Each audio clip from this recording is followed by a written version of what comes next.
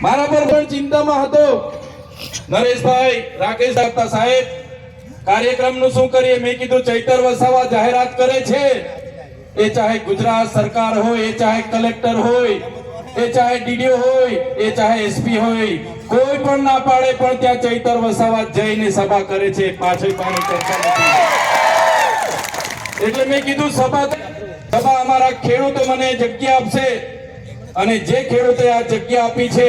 એ ખેડૂતને ચૈતર વસાવાના સલામ કરું છું તમને અભિનંદન કરું છું સાથીઓ દાહોદના અમારા આગેવાનો પર આ ભાજપના નેતાઓ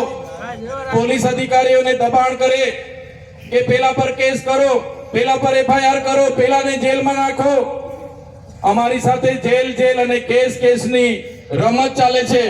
પણ આ મંચ પરથી ભાજપના નેતાઓને કહેવા માંગુ છું તમને બેઠા એટલું જ